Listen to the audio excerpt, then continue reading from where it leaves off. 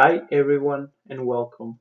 Today our team will discuss a proposal for a training on cross-cultural competence, as well as outlining all the possible benefits that your organization can gain from it. Our professional team is composed by Ashley Littlefield, Alona Preston, and myself, Ivo Ares. We hope you enjoy our presentation and you can take value out of it.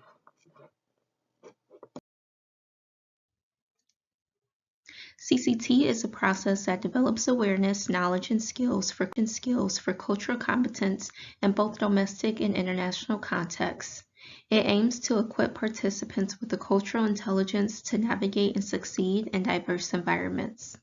The increasing interconnectivity of the world has introduced a new paradigm for success in business, fostering open, inclusive, and collaborative work environments through CCT.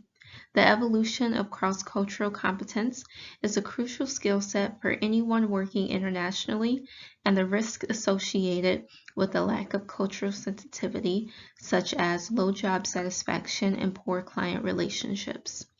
The double challenge in today's diverse workplaces is contributing to and managing multicultural teams, and how CCT can help mitigate understandings, accidental disrespect, and loss of trust.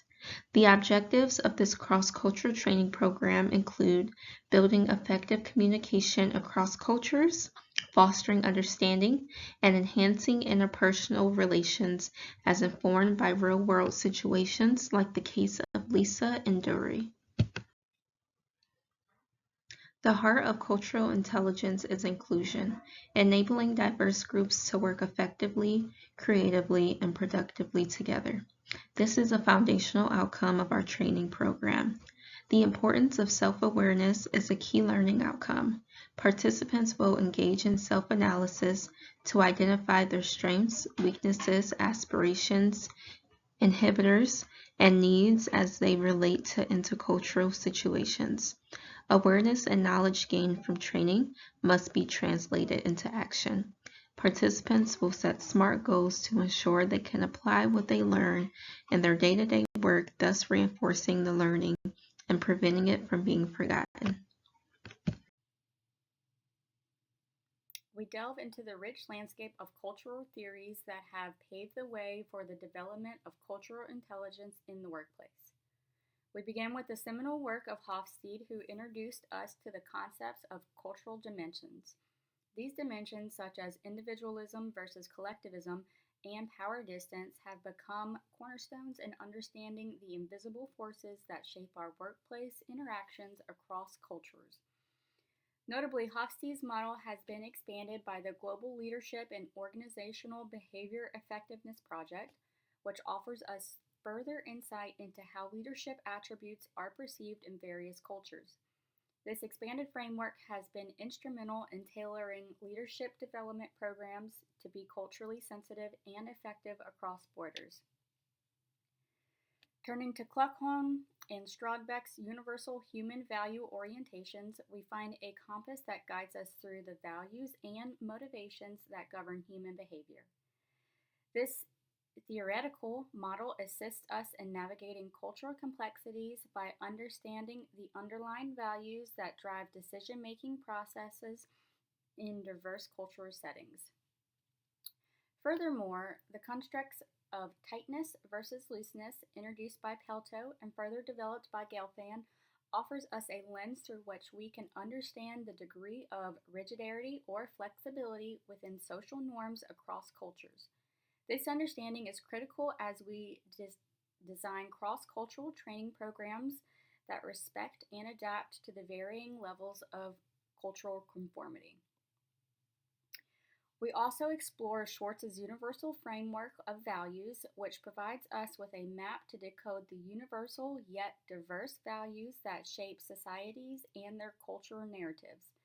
By incorporating Schwartz's framework into our training, we aim to foster a global mindset that appreciates the common thread of humanity while celebrating the richness of culture diversity. Lastly, the concept of social axioms are presented by Leung and bond brings to light the general beliefs that people hold about themselves, the social and physical environment, and the spiritual world. These beliefs profoundly impact behavior and attributes in multicultural workplace settings. In conclusion, these theories and constructs are not just academic concepts, they are practical tools that help us to create cross cultural training programs that are both insightful and impactful. By grounding our program in this robust theoretical foundation, we ensure that our approach to fostering cultural intelligence is informed, intentional, and inclusive. Our training program is designed to help multinational corporations to overcome cultural challenges, which is crucial for attracting and retaining foreign talent and clients and improving global competitiveness. There's also an application for virtual teams where members often span from multiple time zones and cultural contexts. This program is also designed to impart essential skills such as interpersonal communication, empathy and tolerance, and emotional intelligence to leaders all across the organization.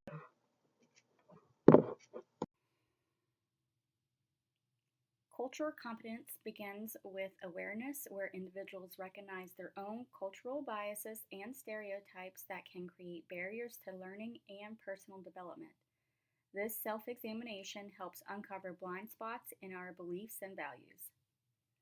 Attitude reflects the extent to which we are open to differing views and opinions influenced by our values and beliefs.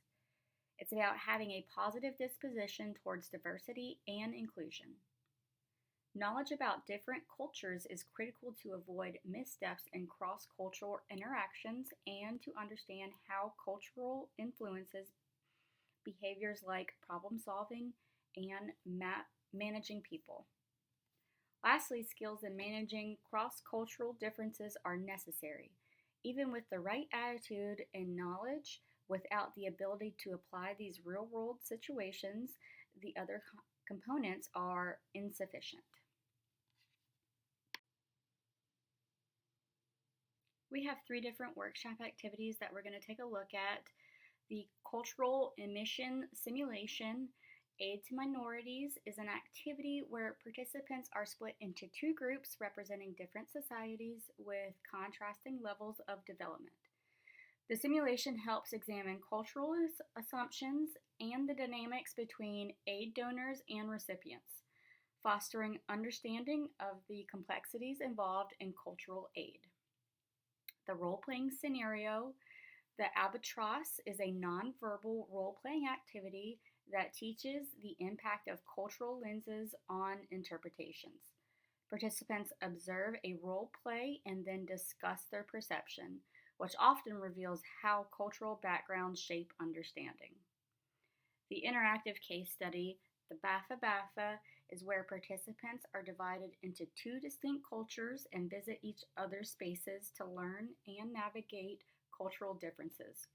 This exercise is ideal for demonstrating the ease with which cultural misinterpretations occur and underscore the importance of developing thorough strategies when engaging with new cultures. For the logistics of this training, a conducive learning environment is essential. The optimal location for our training is a quiet space that promotes inclusivity and allows for effective group interaction. The materials required for the training include educational handouts that will provide essential information and serve as a guide for discussions, case studies for interactive sessions, and multimedia equipment necessary for conducting simulations and presentations. The chosen logistics are designed to facilitate an immersive learning experience, ensuring that all participants can engage fully with the content and activities provided. After conducting the training, it is important to assess the effectiveness. For that, we will assess it through pre and post training surveys. to capture the immediate learning impact and participant observations to gather qualitative data on engagement and behavioral changes. We will also apply longitudinal performance metrics to track training's long-term effectiveness in improving cross-cultural competencies within the organization.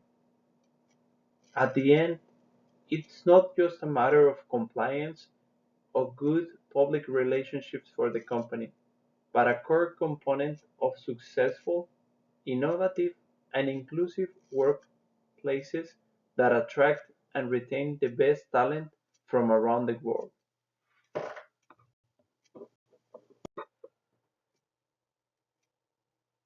Our approach uses as a base the work of multiple experts and resources around the field, which overall makes our framework a solid approach for closing the gap around cross-cultural awareness and competence in organizations.